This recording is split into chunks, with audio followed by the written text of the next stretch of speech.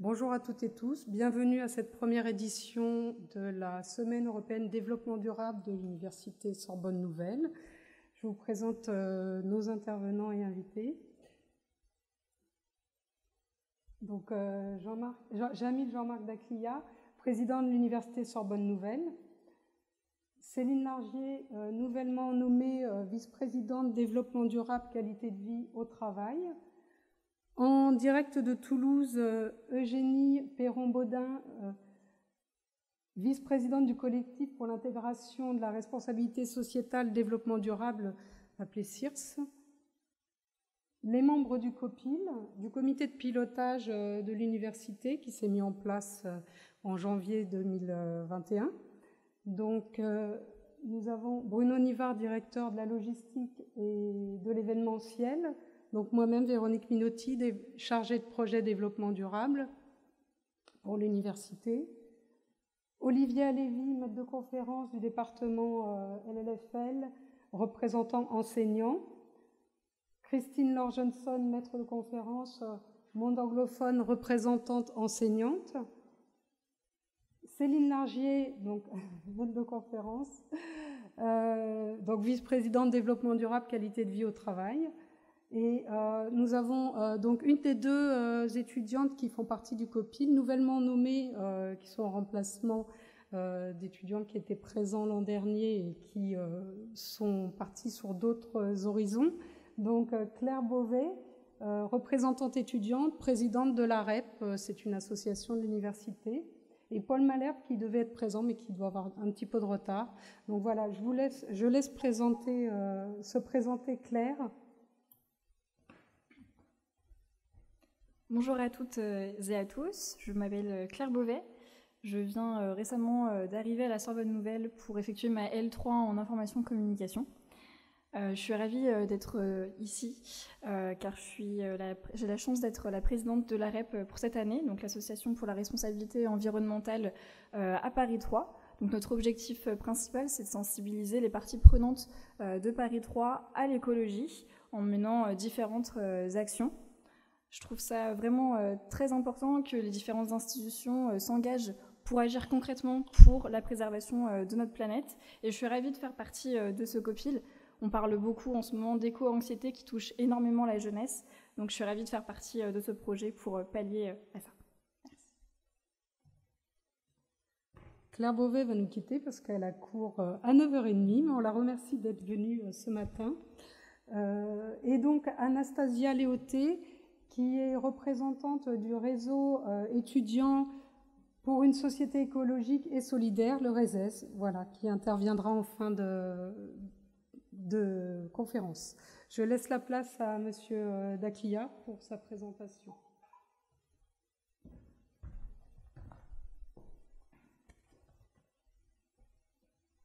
Merci Véronique.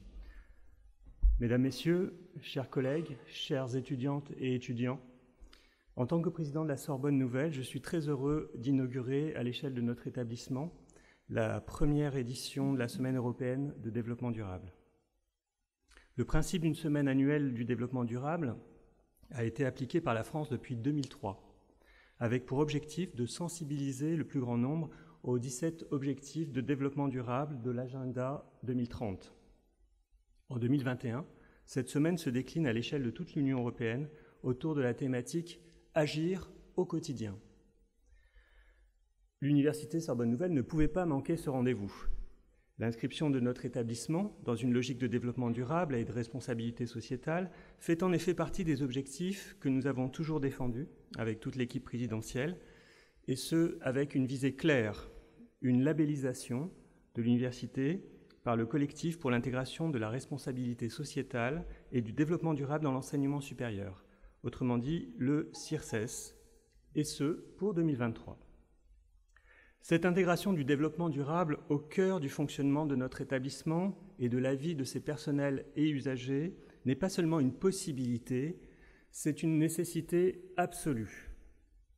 Les universités doivent en effet assumer une responsabilité sociale, non pas seulement en tant qu'organisme public, porteur donc d'une politique, elle aussi publique, vouée à l'exemplarité, mais en tant qu'acteur dans le domaine de la formation et de la recherche sur les enjeux de la préservation de la planète et de la quête de modèles sociaux plus justes et plus épanouissants pour tous les citoyens.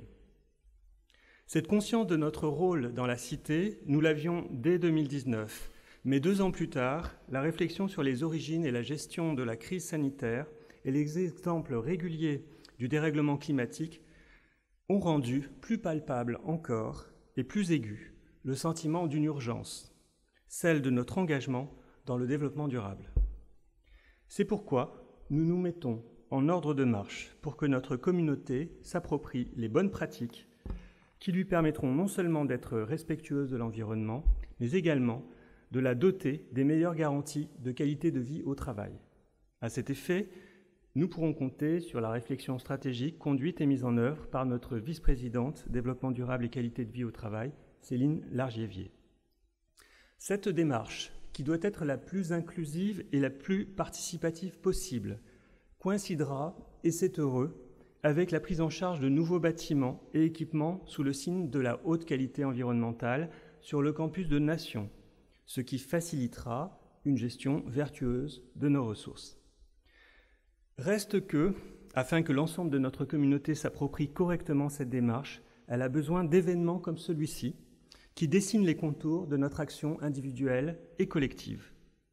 C'est pourquoi je remercie les organisateurs de cette manifestation, qui comprendra, outre la conférence de ce matin, divers ateliers ainsi qu'une fresque du climat. Donc je remercie la mission développement durable de notre établissement, assurée par Véronique Minotti, tous les membres du comité de pilotage associés à cette mission et qui vous ont été présentés, la direction logistique et événementielle, ainsi que tous les services de notre université venus en appui. Je pense notamment à la DENUM qui assure l'enregistrement et la diffusion de cette conférence.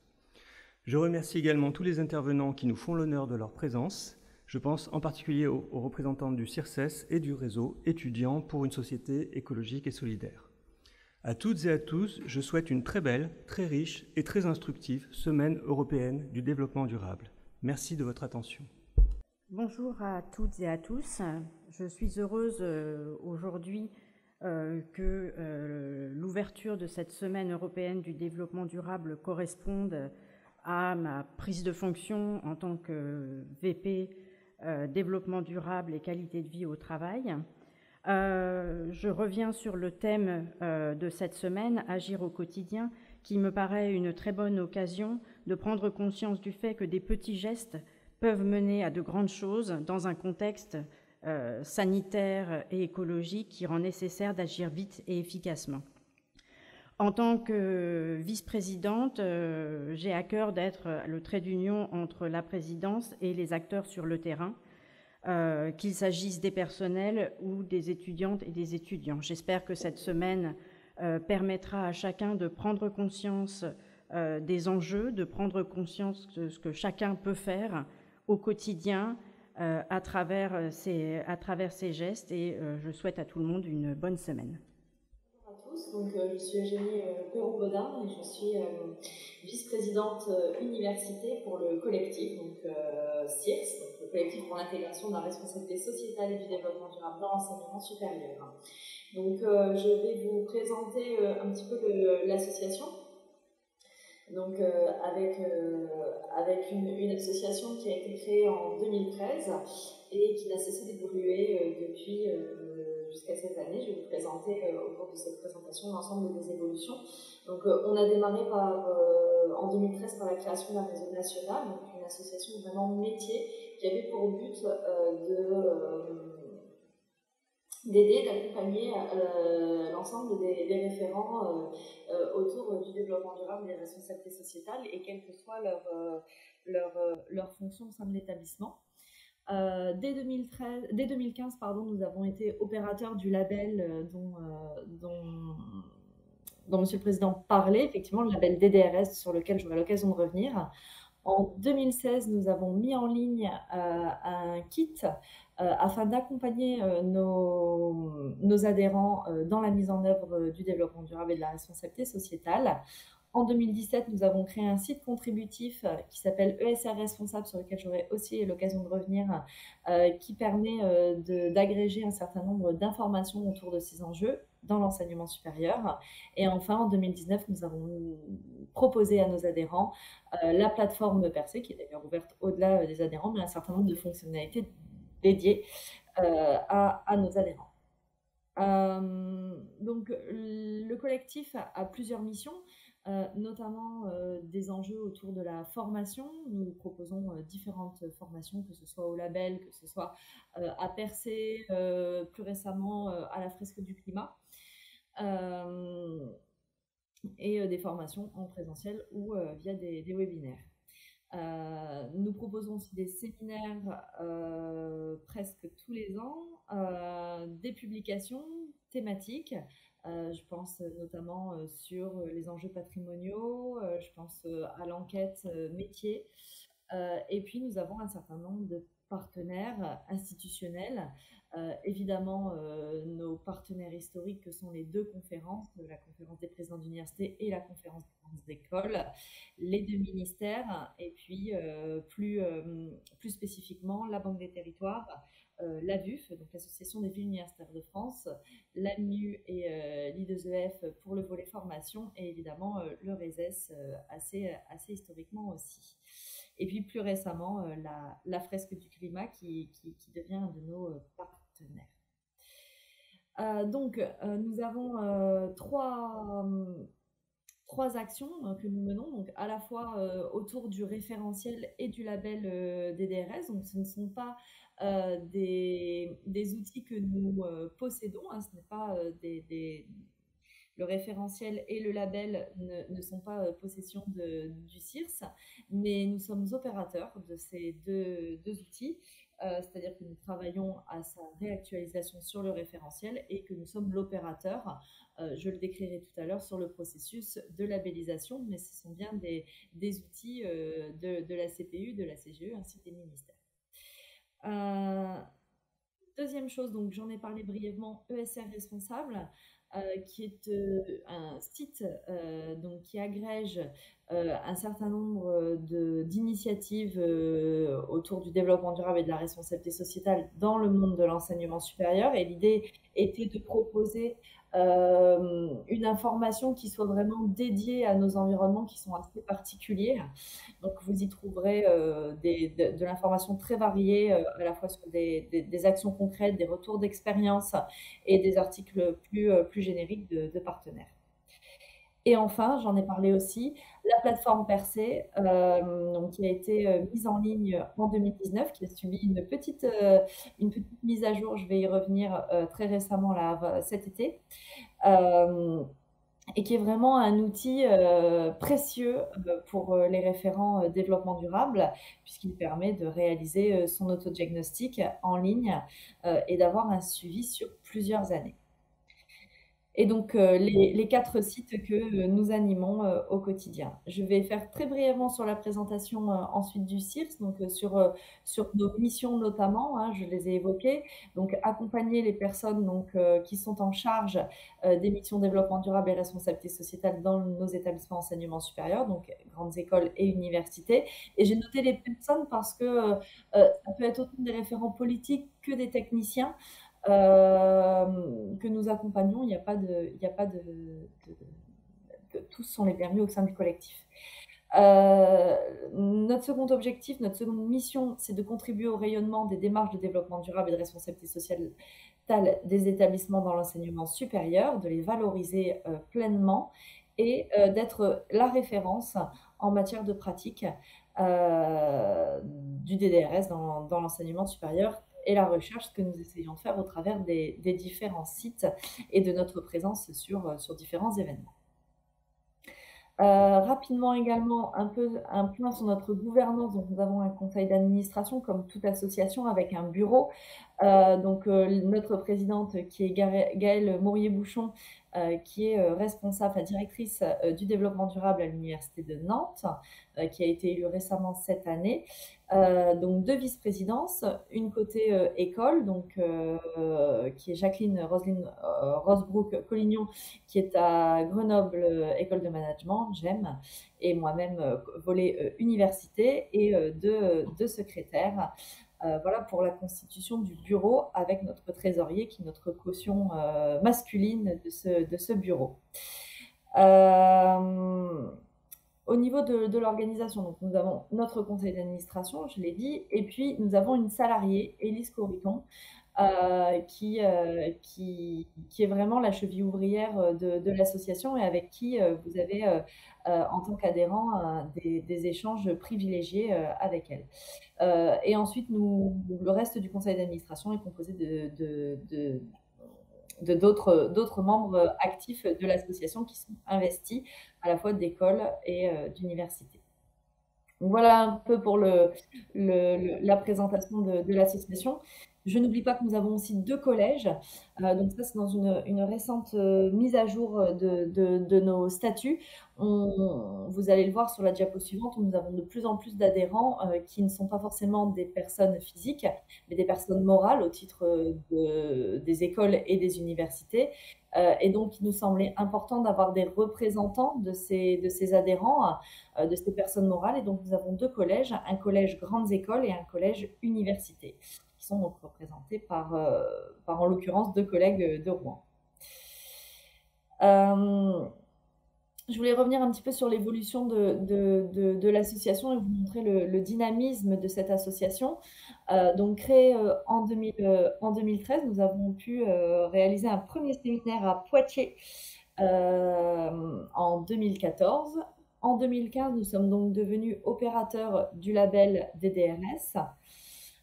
Et en 2016, nous avons mis en ligne, j'en parlais tout à l'heure, donc le kit DDRS, qui est vraiment une boîte à outils. Et quand on démarre une démarche de développement durable et de responsabilité sociétale au sein de son établissement, c'est vraiment le kit un peu essentiel à avoir. Vous avez vraiment les premiers outils de base pour pouvoir démarrer votre démarche, d'avoir des conseils pratiques sur, par exemple, la constitution du groupe de travail, d'un comité de pilotage, de travailler sur sa cartographie des parties prenantes. Enfin, voilà, des outils très pratico-pratiques pour la mise en place de sa démarche en interne.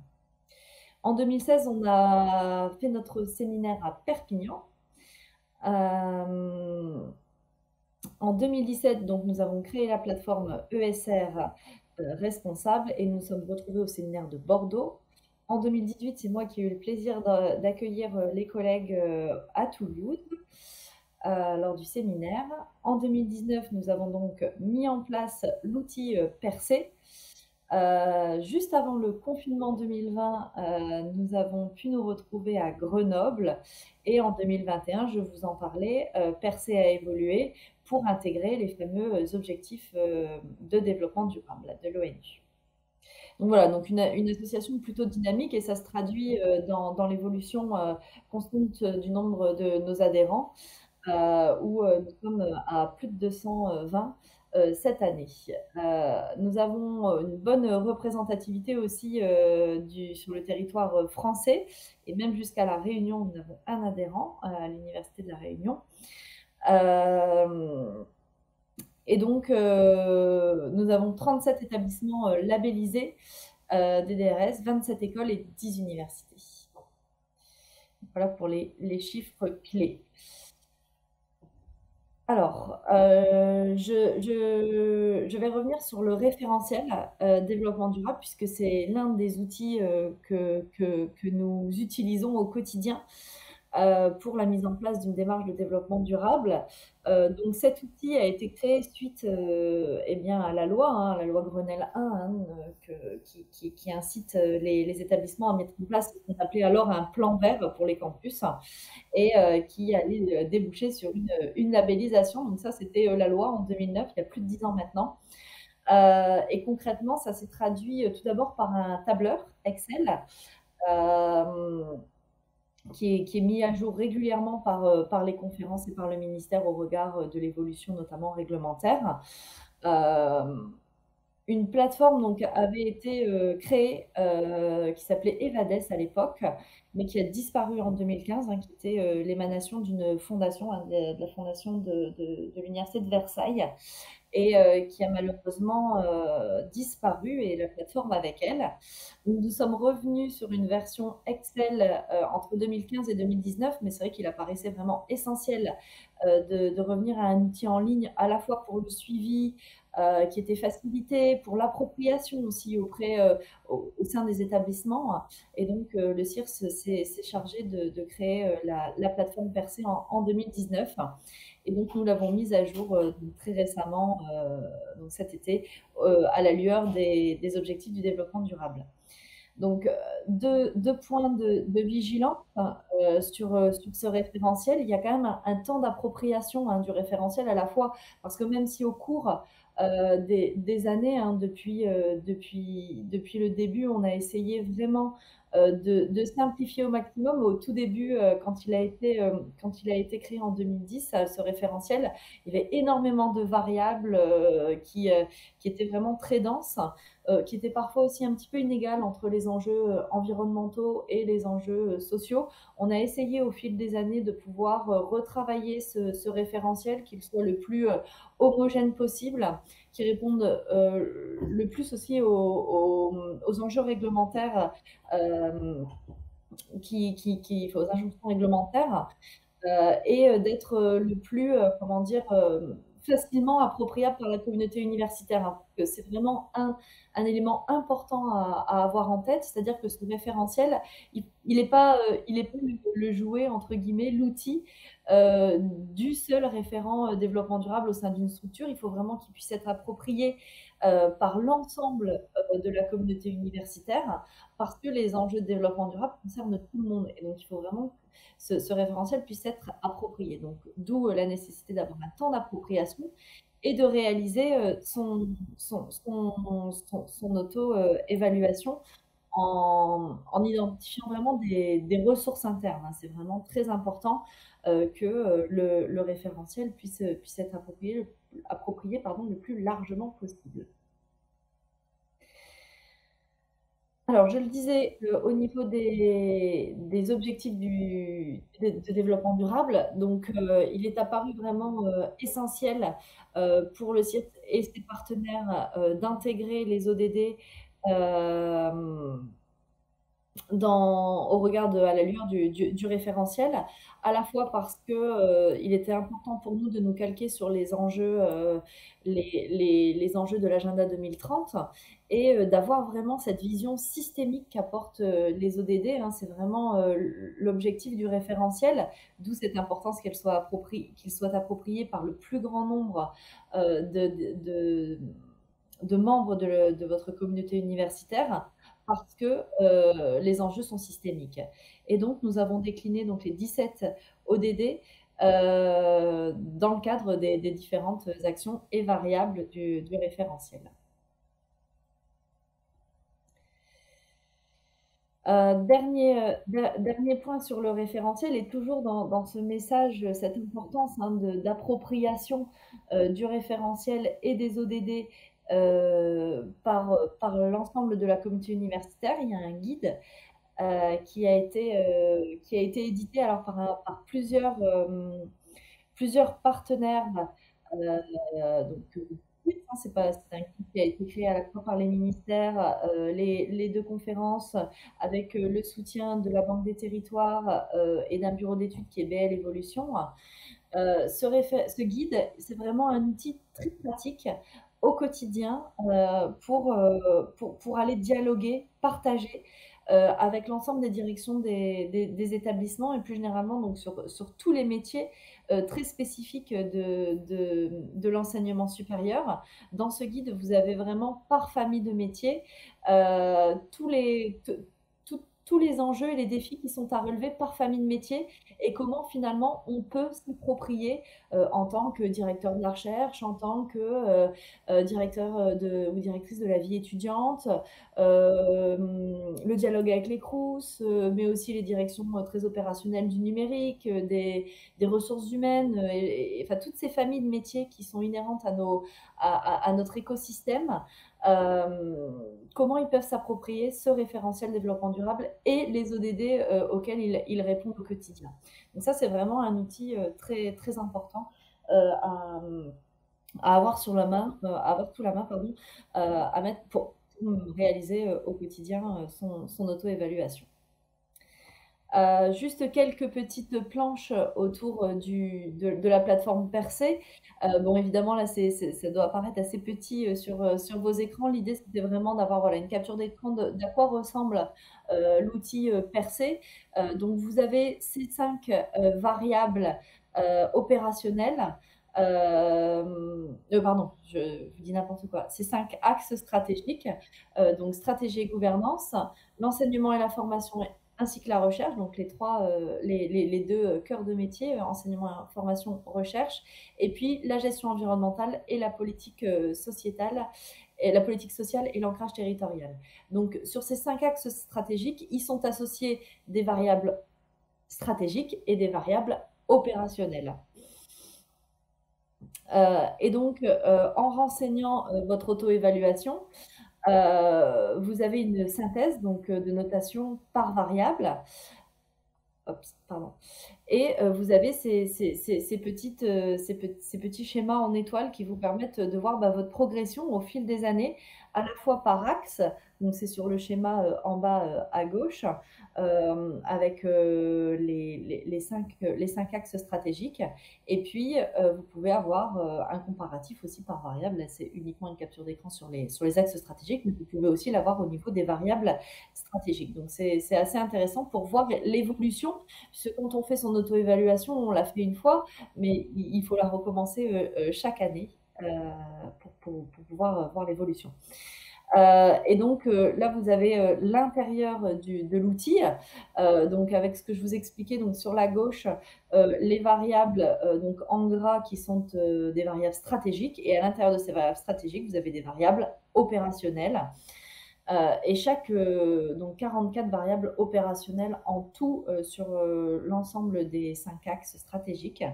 Et à chaque fois, vous avez donc annoté, vous auto-évaluer donc sur une notation qui va de 1 à 5, qui reprend les normes de qualité AFNOR, donc de la prise de conscience jusqu'à l'exemplarité. Bien entendu, quand on s'auto-évalue, il faut justifier cette auto-évaluation, surtout si vous êtes dans une perspective de labellisation. Il faut atteindre un minima la conformité, être dans la maîtrise dans un certain nombre de variables. Et pour justifier cette auto-évaluation, vous voyez tout en bas à droite, vous avez les actions, les indicateurs, les objectifs que vous vous fixez, et puis les documents aussi qui attestent de cette évaluation que vous avez réalisée. Donc c'est vraiment assez complet, assez fastidieux. Sur ces 44 variables, il faut renseigner l'ensemble des données. Donc vous l'aurez compris, la labellisation, elle est le résultat vraiment d'une amélioration continue, d'une démarche de progrès qui se fait progressivement. Alors justement, sur la labellisation, juste un petit point de la candidature à la labellisation, comment ça se passe. Donc j'ai une petite présentation. Donc tout d'abord, à la base, il y a un établissement qui est candidat avec une tête de proue qui est le référent DD, mais derrière lui, il y a toute une équipe qui est engagée, puisqu'il ne peut pas, vous l'aurez compris au travers de ma présentation, être seul. C'est vraiment une démarche d'établissement. L'établissement donc fait une demande auprès de notre chargé de mission, donc d'auprès d'Élise, de candidature à la labellisation. Donc il y a un certain nombre d'informations qui sont demandées afin d'obtenir une première recevabilité, éligibilité à la démarche de labellisation. Une fois passée cette étape très administrative, c'est-à-dire l'objectif, c'est de vérifier que vous avez atteint les cibles, donc au moins d'être à 3 sur l'échelle de 5, d'avoir renseigné un certain nombre de données, un certain nombre de documents à minima, etc. Une fois que ces informations et cette recevabilité est OK, une équipe d'audit est attribuée à votre établissement. Donc, dans cette équipe d'audit, vous avez un auditeur pilote, c'est-à-dire un auditeur qui est chevronné sur le pilotage d'audit. Il sera accompagné de 2 autres personnes, donc un étudiant, souvent en partenariat donc, avec notre partenaire du RESES, et un autre auditeur, un second auditeur qui vient appuyer. Les auditeurs, je n'ai pas précisé, sont des membres des établissements, donc souvent des responsables développement durable qui ont déjà été labellisés et qui deviennent à leur tour auditeurs. C'est un audit qui se passe sur document dans un premier temps, c'est-à-dire que l'équipe d'audit va analyser sur document votre candidature.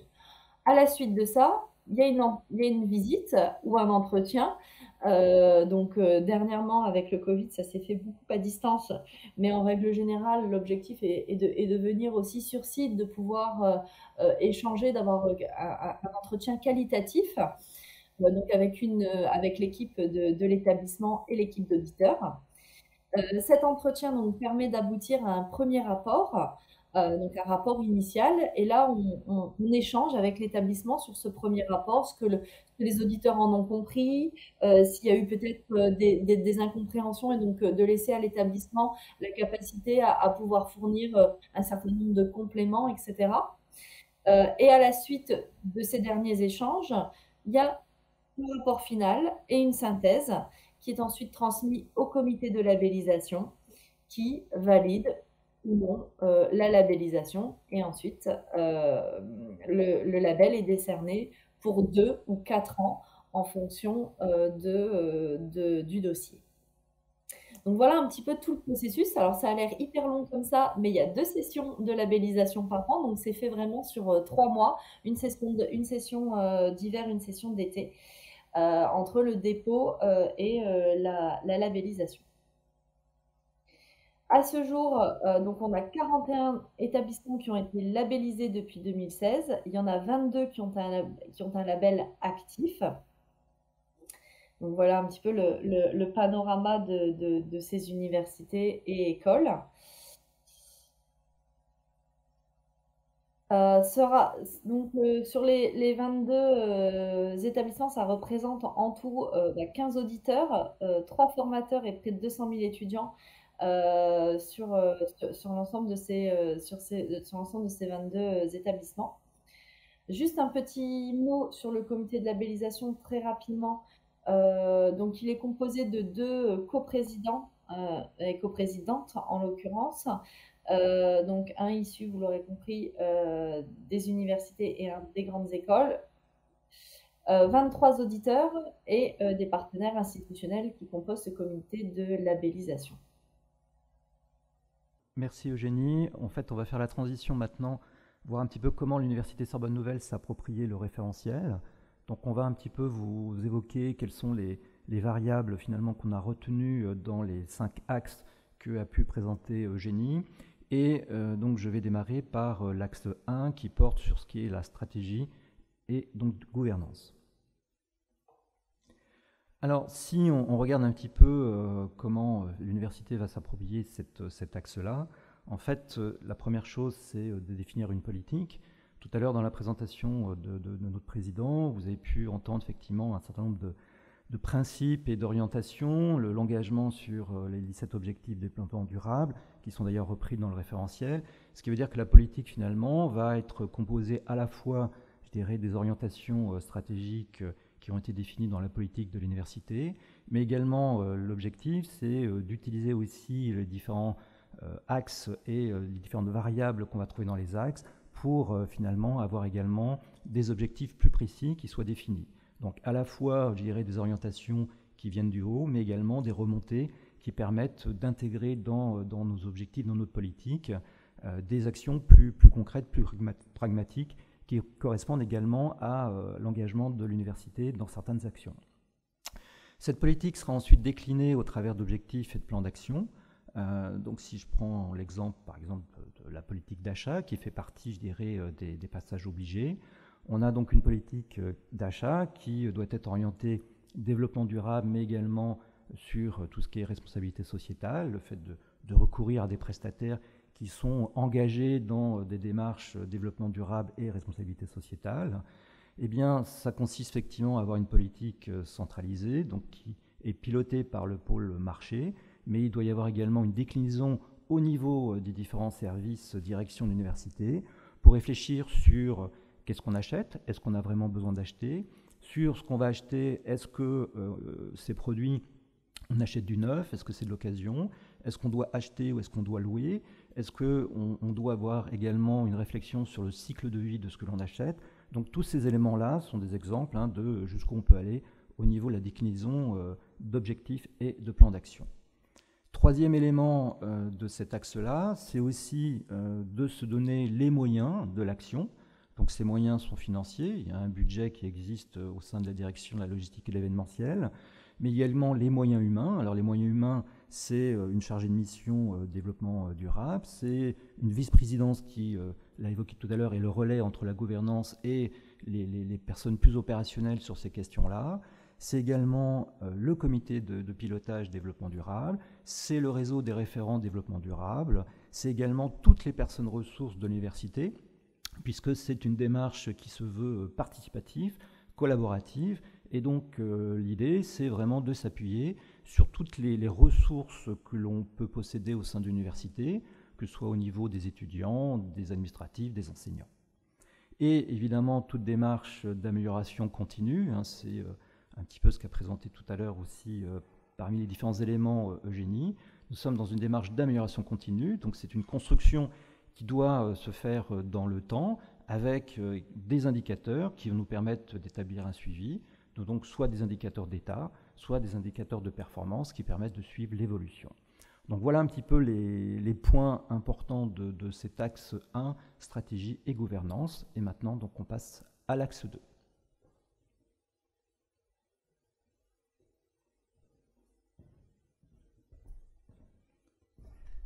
Merci.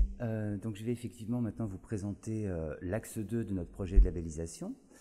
Comme vous l'avez compris dans la présentation qui a été faite par Eugénie, ce projet de labellisation, c'est un processus de transformation de notre université pour la rendre plus inclusive, plus durable, pour répondre, en fait, pour essayer de répondre à ces objectifs de développement durable à brève échéance. Et donc, pour essayer de vous expliquer comment on vous propose de faire pour réaliser ce processus, j'ai pensé faire les choses en deux temps. D'abord, de vous préciser un petit peu les objectifs, et ensuite de vous exposer la direction qu'on vous propose de prendre pour les réaliser. Alors, comme vous le voyez apparaître, en quoi ça consiste? Intégrer le développement durable et la responsabilité sociétale à l'enseignement, eh bien, ça peut se comprendre à trois niveaux. D'abord, le plus évident, c'est de l'intégrer au contenu d'enseignement, qu'il y ait dans l'offre de formation de quoi comprendre les processus dans lesquels ils s'inscrivent, de les représenter et de les faire évoluer dans le bon sens. Donc voilà, concrètement, c'est des cours, du contenu, de la pédagogie, voilà, c'est le premier élément. Mais c'est pas tout. Il y a également un deuxième élément, c'est que ce contenu, il faut essayer de favoriser sa mise en œuvre réelle, effective, par les étudiants. Donc à travers les stages, mais également l'entrée dans la vie professionnelle, et une attention toute particulière est portée aux étudiants qui se destinent à l'enseignement, donc que ce soit les doctorants, mais aussi les étudiants en master MEF, et également aux étudiants de première année, puisqu'ils découvrent l'université. Donc ça, c'est le deuxième temps, la mise en œuvre voilà, de ces contenus.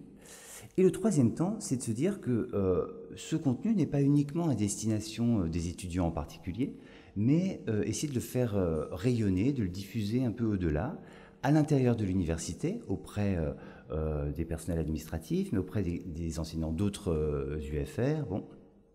et également à l'extérieur, voilà, à travers des partenariats, à travers différentes actions, en fait, de réaliser ce qu'on appelle maintenant une société de la connaissance, à la fois inclusive et durable. Donc, comme vous le voyez, c'est un objectif voilà, assez ambitieux. Alors, heureusement, il y a déjà beaucoup de choses qui existent déjà. Il y a déjà des cours à Sorbonne Nouvelle qui croisent les enjeux du développement durable. Il y a déjà beaucoup de dispositifs qui sont mis en place. Donc, la première chose à faire, c'est faire l'état des lieux de ce qui existe, de le valoriser, et c'est déjà un point important. Mais en même temps, cette ambition est quand même un défi pour la Sorbonne Nouvelle, parce que cette université, notre université, n'est pas une université de... oui, alors pas tout de suite, mais bon, ça va quand même. Cette université n'est pas, une université de sciences sociales, d'économie, de sciences de la vie et de la terre. Et donc, il faut articuler le lien entre nos disciplines, auxquelles on tient, qui sont le cœur de notre université, et ce qu'on appelle les humanités environnementales, en pleine définition. Et donc, c'est trouver la place entre les deux. Et c'est en tant qu'université des cultures, la Sorbonne Nouvelle a évidemment un rôle vraiment important à jouer, mais ça reste un défi. Du coup, deuxième temps, et merci Bruno d'avoir changé de slide. Donc, deuxième temps, comment mettre en œuvre, comment relever ce défi? Alors, comme cela a été dit dès le début, dès l'ouverture, notre choix vraiment fondamental, c'est une méthode participative. Comme l'a rappelé également Eugénie, il faut que l'ensemble de l'établissement s'empare de ces questions. Et donc, on lance aujourd'hui une consultation que vous êtes invités à aller voir et à participer, qui cherche donc à faire l'état des lieux de ce qui existe, des enseignements, des initiatives, de préciser les ambitions, les volontés, les souhaits, et de faire appel à toutes les bonnes volontés, de façon à, comme ça, dessiner ensemble ce projet d'établissement et à constituer très concrètement des groupes de travail, ou plusieurs groupes de travail, un groupe de travail, on verra en fonction du nombre de participants, qui seront amenés à travailler avec les instances de l'université, donc la commission à la formation et à la vie universitaire, la vice-présidente de l'accompagnement pédagogique, de la réussite étudiante, des UFR, des départements, du bureau des enseignements transversaux, pour mettre en mouvement en fait ces enseignements. Alors dans ce projet, on a d'ores et déjà des objectifs pour la rentrée prochaine, puisque je vous rappelle que le cap, c'est de tenter une labellisation en 2023. Donc il faut que dès la rentrée prochaine, des résultats aient lieu pour que l'auto-évaluation dont il a été question soit satisfaisante et qu'on puisse enclencher le processus qui a été décrit. Donc voilà, déjà des objectifs. L'élaboration d'une base commune, c'est-à-dire de réfléchir aux compétences, aux savoirs minimaux qu'on estime importants pour dans la formation, mais de l'ensemble de l'université, c'est un point important. Ensuite, le balisage et le fléchage des enseignements existants, c'est-à-dire non seulement leur balisage, leur identification, mais aussi leur organisation dans une sorte de progression, à la fois en licence et en master, et ensuite le conditionnement de l'obtention de la licence et du master au choix d'au moins, en fonction de leur nombre, 1 ou 2 enseignements de ce type. Donc ça, c'est un point important. Et enfin, troisième objectif, c'est la création d'une formation cette fois plus spécifique, enfin le premier niveau d'une formation plus spécifique, à destination des étudiants de première année et puis des étudiants qui se destinent à l'enseignement. Ça, c'est, destiné à être mis en œuvre assez rapidement, mais comme je le signale à l'écran, beaucoup de choses restent à faire. Les grands caps, les contenus précis, la relation entre les enseignements transversaux et les enseignements disciplinaires. Enfin voilà, c'est un grand chantier. Et s'il y avait un message à retenir, c'est que vous êtes tous, toutes et tous, vraiment, sincèrement et chaleureusement invités à participer à ce processus de transformation. Je vous remercie et je laisse la parole à ma collègue pour l'axe 3. Bonjour. Voilà.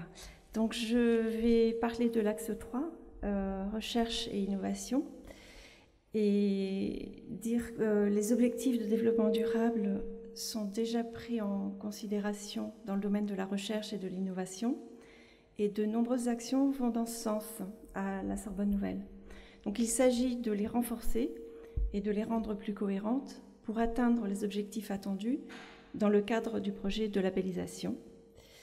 Alors, concernant l'axe 3, recherche et innovation, qui a été présenté par Eugénie Baudin précédemment, il y a 3 variables stratégiques, 3 points sur lesquels on peut agir.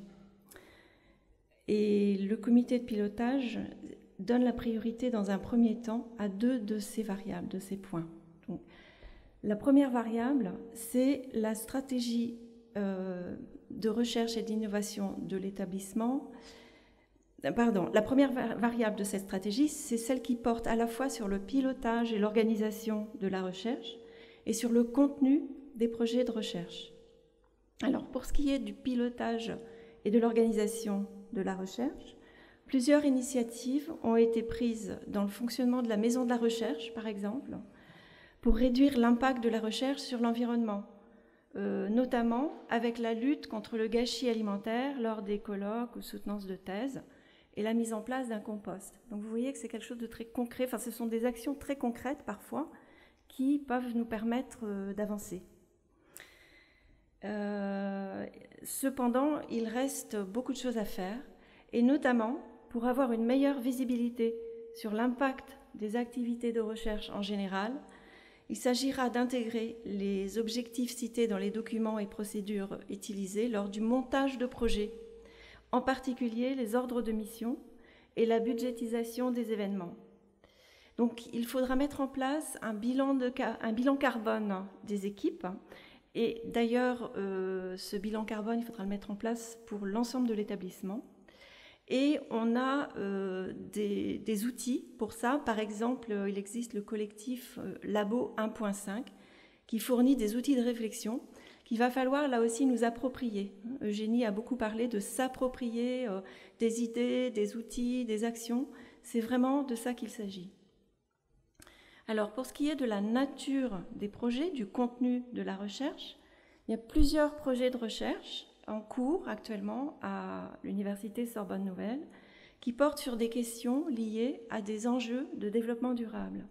Donc, comme le disait mon collègue Olivier tout à l'heure pour l'enseignement, pour la recherche aussi, il va s'agir de mieux connaître et faire connaître ces travaux. Et donc, ça passe par un état des lieux, des colloques et publications existants ou en préparation qui traitent des enjeux de développement durable. D'autre part, on peut prévoir, imaginer que la commission de la recherche, en lien avec les écoles doctorales, pourra se charger de formuler des appels à projets spécifiques qui encouragent en particulier l'inter- ou la transdisciplinarité pour répondre aux questions et aux enjeux des développements durables. Alors, je passe à la deuxième variable qui est déjà... qui est sur la deuxième diapositive et qui concerne la mise en place d'un dispositif de réflexion éthique. Alors, ce dispositif comporte 2 aspects principaux. Le premier, c'est le respect de l'intégrité scientifique et le deuxième, c'est tout ce qui concerne la science ouverte et l'ouverture des données. Alors, concernant le premier aspect, l'intégrité scientifique, la commission de la recherche de l'Université Sorbonne Nouvelle a déjà mis en place en 2020 un comité d'éthique de la recherche, un CER, qui a une page sur le site de l'université assez très bien expliquant très bien ce dont il s'agit, donc je vous y renvoie. Et nous avons aussi un référent intégrité scientifique.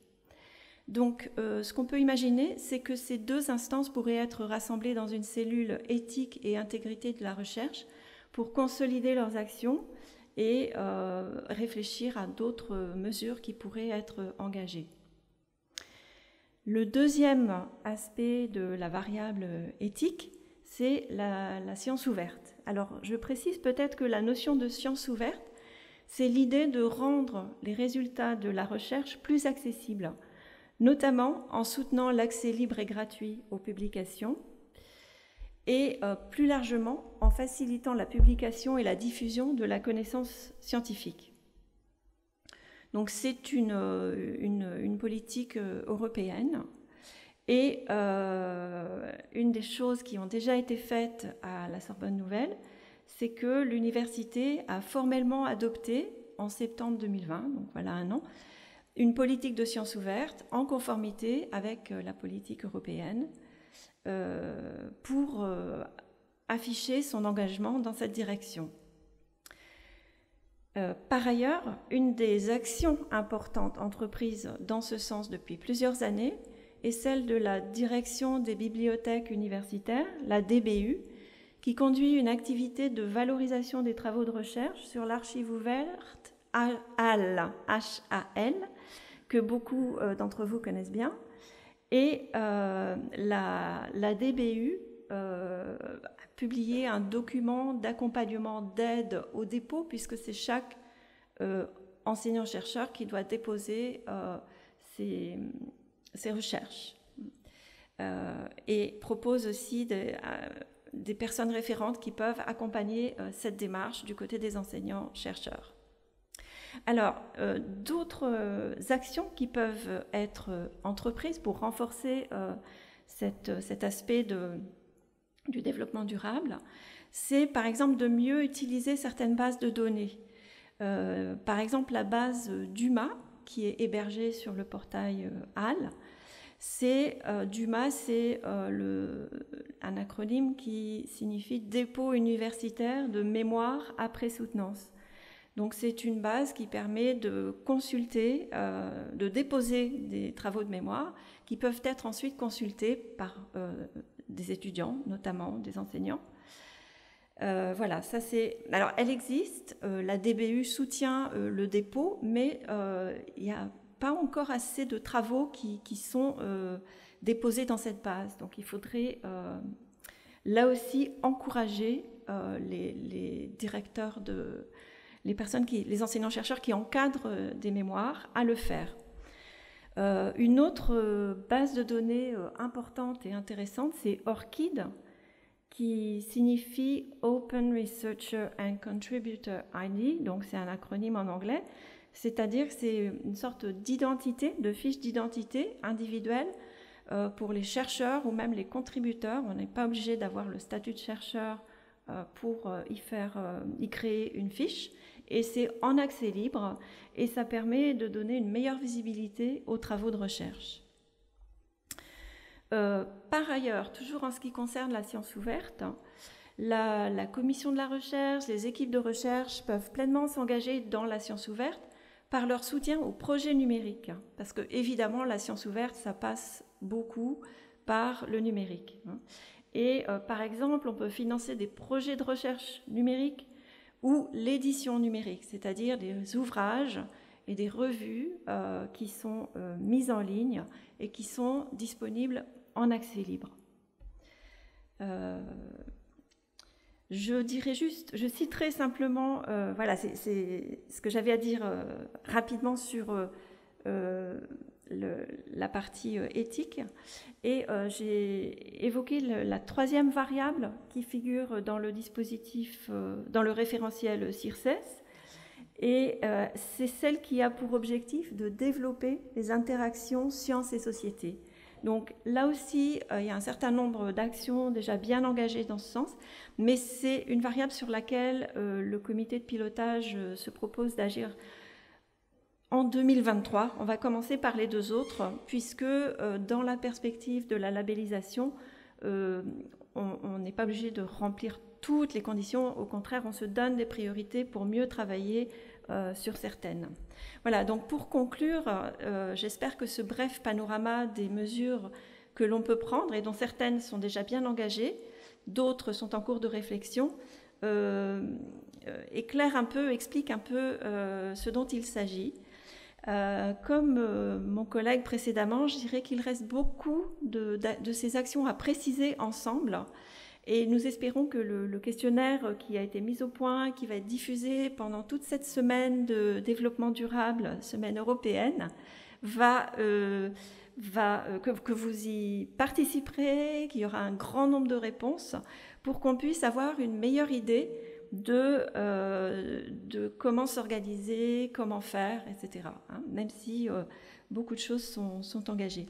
Et ceci de manière collaborative avec tous les personnels et les usagers de l'université. C'est très important.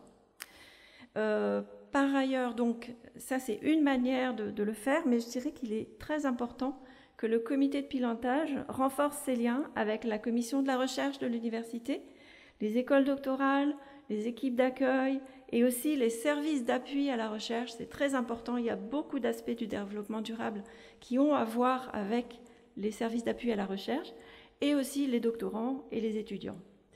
Et enfin, on prévoit de créer des liens avec d'autres établissements pour s'informer sur leur expérience, hein, ceux qui sont plus avancés, et s'en inspirer. Voilà, merci beaucoup. Je passe la parole à la personne qui parlera pour l'axe 4.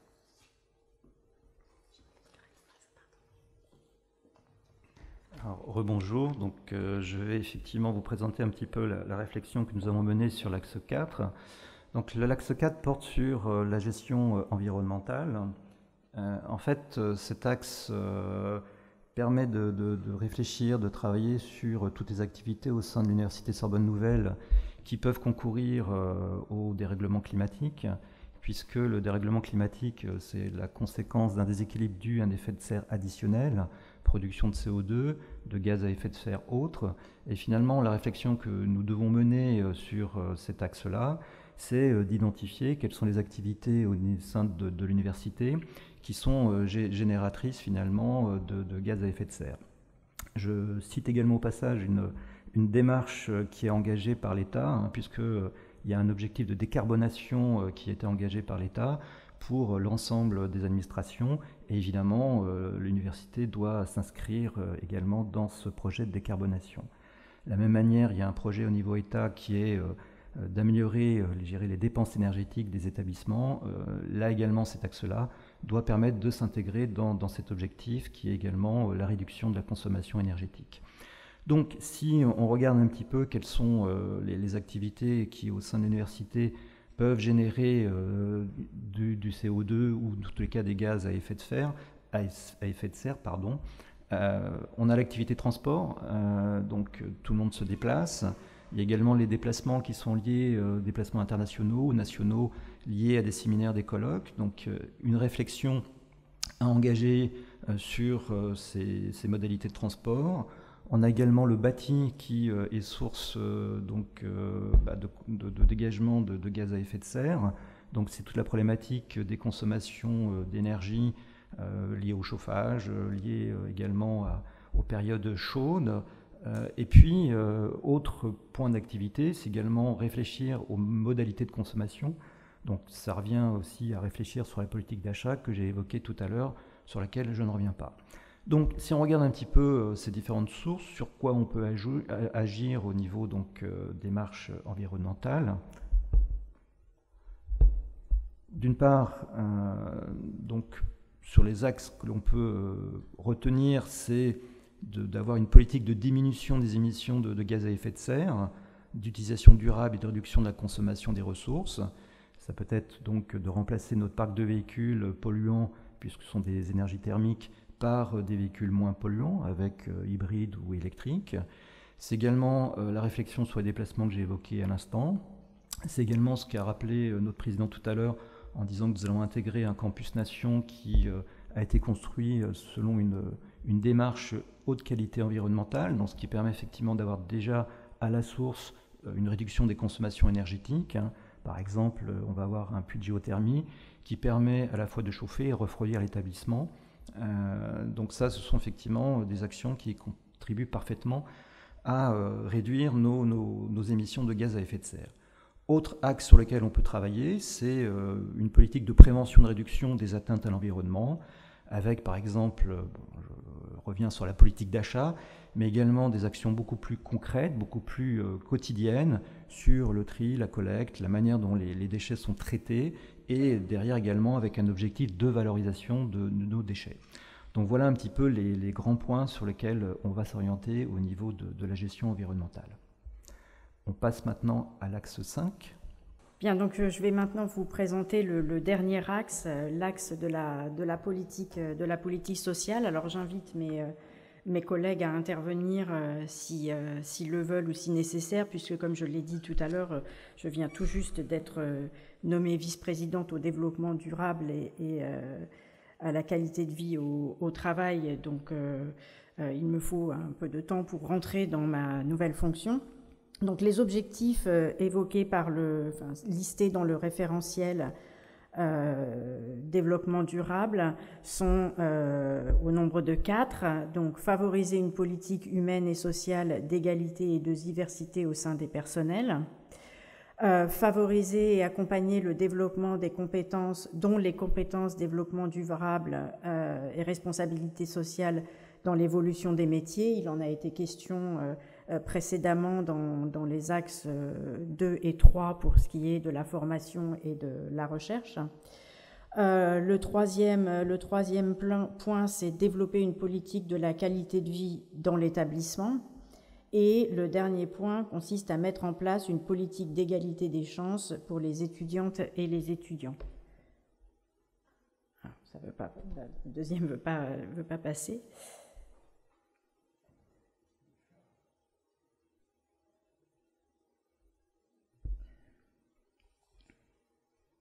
Merci. L'objectif qui est fixé pour ce dernier axe, les axes de travail qui sont fixés, c'est d'abord d'établir un état des lieux pour chacun de ces objectifs. Alors le travail a été réalisé sur divers points, notamment par exemple la proportion d'étudiants en situation de handicap, la répartition hommes-femmes au niveau du personnel.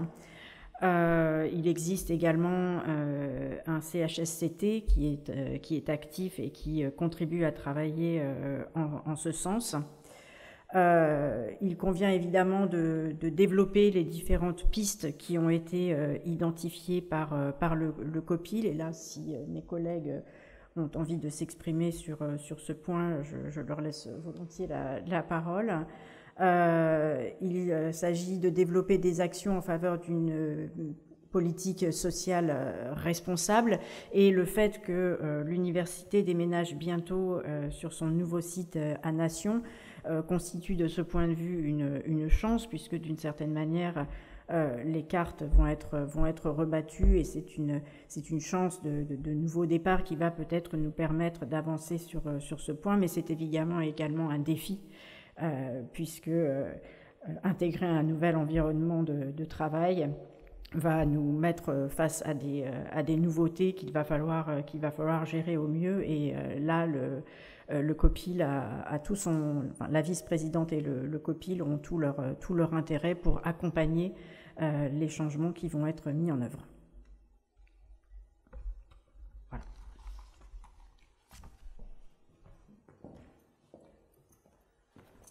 On passe peut-être à la dernière intervention. Peut-être pour conclure sur la présentation des 5 axes. Donc vous voyez qu'on a deux axes, notamment l'axe 2, axe 3, qui sont quand même le métier, le cœur de métier de l'université, l'enseignement-formation, la recherche, et autour des axes qui permettent finalement aussi de réfléchir et d'organiser la démarche développement durable, responsabilité sociétale, en accent sur l'environnement et en accent sur également l'axe social de l'université. Et derrière un axe 1 qui permet effectivement de donner le cap à suivre. On passe à la dernière intervention. Bonjour à toutes et à tous. Je me présente, je m'appelle Anastasia Léoté, je suis la trésorière du RESES cette année. Le RESES, c'est le réseau étudiant pour une société écologique et solidaire que je vais vous présenter aujourd'hui.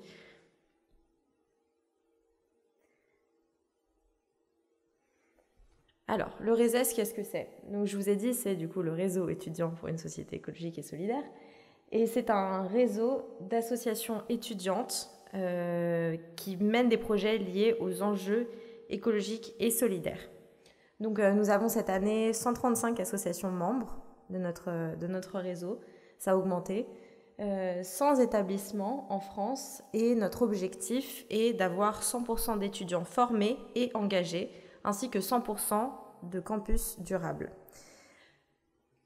Nous avons plusieurs missions et à travers ces missions, nous tendons à atteindre ces objectifs justement.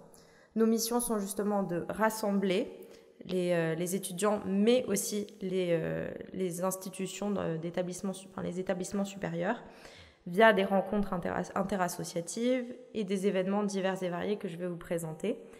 Ensuite, nous cherchons à former le plus possible les étudiants, mais aussi les établissements, les grandes écoles tout autant que les universités, via des formations que je vais également vous présenter, mais juste pour en citer quelques-unes, ce sera par exemple la formation Campus Vert, ou alors des formations qui permettent de calculer l'empreinte carbone des universités, et enfin de porter la voix à travers de nombreux plaidoyers, par exemple auprès du groupe de travail Jouzel au ministère de l'Enseignement supérieur. Donc ici, voici une carte qui montre un petit peu où sont nos associations membres, où se trouvent les établissements et surtout les antennes. Donc nous sommes actuellement en France sur 6 villes. Nous avons vraiment des antennes avec des animateurs qui sont des volontaires en service civique et qui sont sur place pour permettre de représenter au mieux le RESES. Donc nous en avons à Paris, à Lille, à Rennes, à Bordeaux, à Montpellier et à Lyon.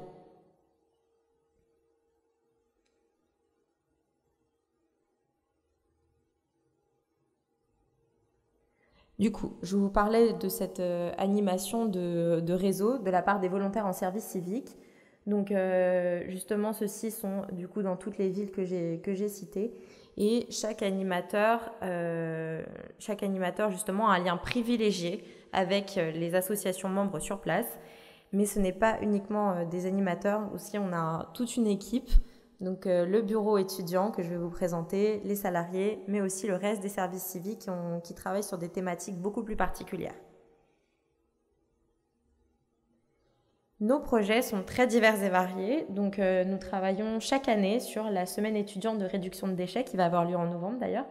À partir du 20 au 28 novembre.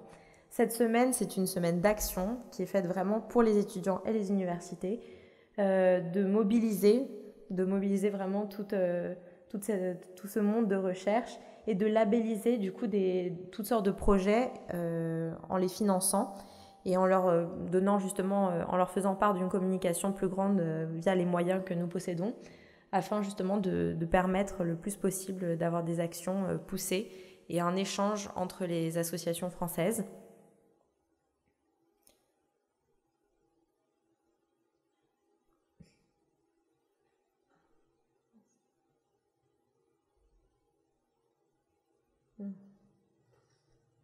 Ensuite, nous avons la semaine étudiante du développement durable.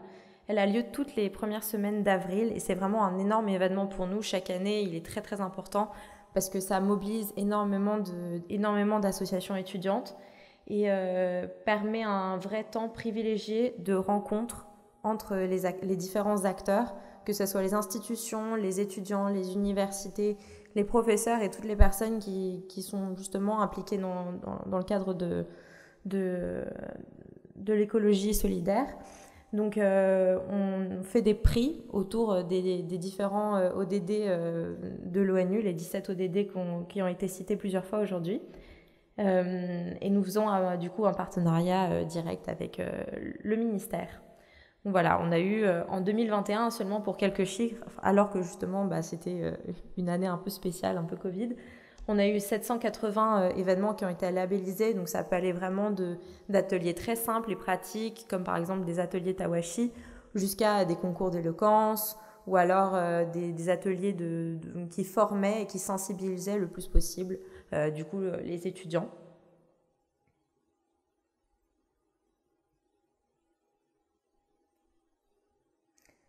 Ensuite, nous avons des rencontres interassociatives, donc également un moment privilégié. Ils ont lieu à Paris, à Lyon, à Lille, à Rennes, à Montpellier et à Bordeaux, nos villes antennes, et permettent aux associations de se rencontrer et d'échanger et de construire un vrai calendrier d'action à l'échelle locale, Donc si par exemple la RED peut en faire partie, ça serait avec grand plaisir, étant donné que c'est une de nos associations membres. Et nous allons tenir avec eux un stand. Donc la volontaire en service civique animatrice du réseau Île-de-France sera là d'ailleurs mercredi pour répondre à vos questions et venir faire des ateliers. Nous mettons aussi accessible pour les étudiants mais aussi les universités des guides et des fiches pratiques. Donc les volontaires en service civique viennent justement au sein des universités et des grandes écoles afin de faire des formations et de délivrer des formations. Nous avons mis à disposition justement des fiches pratiques qui sont très diverses et variées afin de responsabiliser le plus possible les établissements. Donc ils sont très divers, par exemple l'alimentation durable ou alors installer un compost. Si jamais, justement, j'ai vu que ça fait partie de vos projets. Donc, voilà, on a des fiches pratiques qui permettent de faire ça. Mais aussi éco-responsabiliser des événements qui souvent ont lieu dans le milieu étudiant. Enfin, voilà, c'est quand même quelque chose de très courant. Donc, c'est plutôt bien d'avoir justement ces fiches pratiques à disposition qui sont très accessibles, qui ont été très vulgarisées pour être accessibles à tous.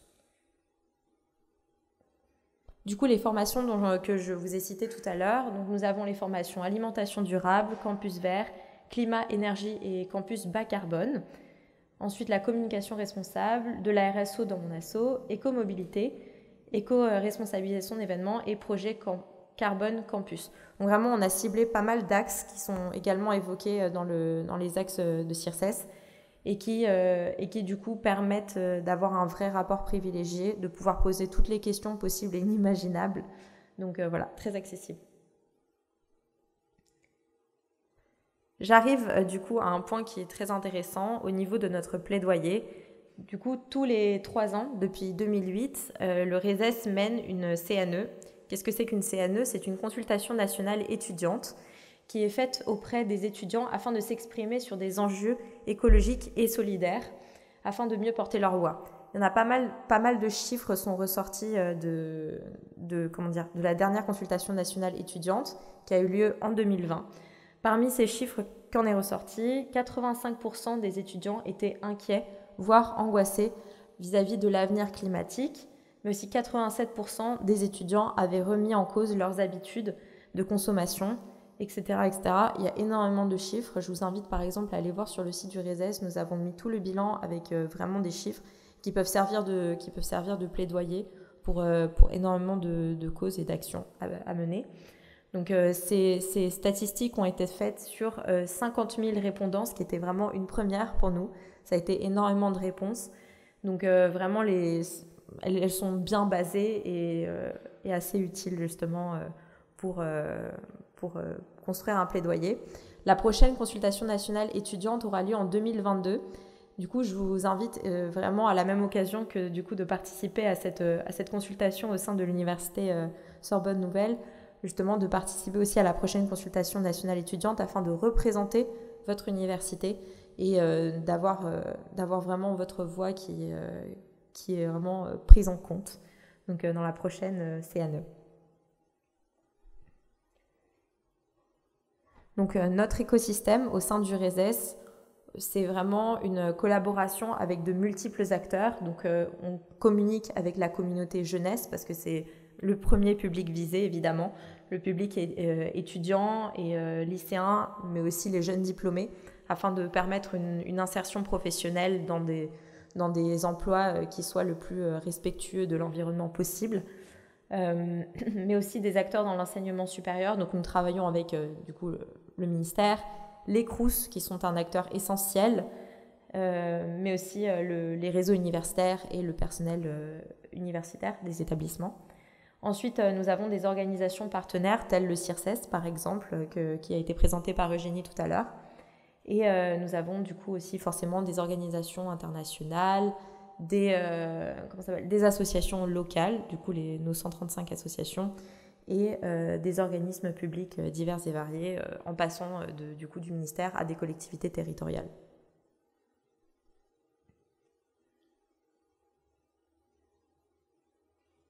Donc nous labellisons aussi pas mal de choses, notamment les festivals. Donc vous pouvez vraiment vous repérer, vous avez un vrai indice en termes de responsabilité environnementale et sociétale à travers les événements qu'on a labellisés.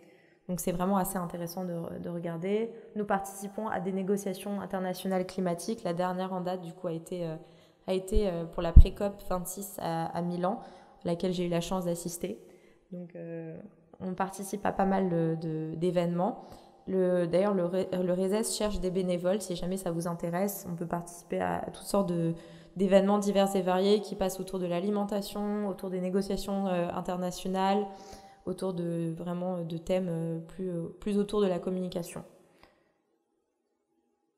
Donc voilà, je vous présente un petit peu rapidement le calendrier du RESES pour cette année.